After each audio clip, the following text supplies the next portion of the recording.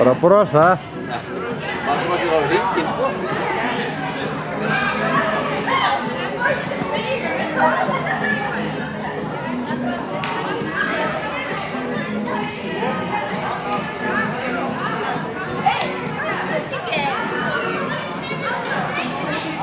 Tennisdagurinn haldinn í tennishöllinni í Kópavogi.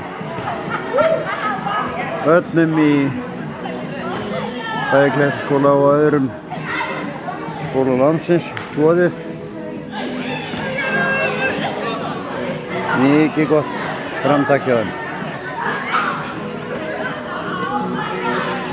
Og hann er kennari, einn af kennurum Klettaskóla og kennari í tennishöllinni líka, að auki.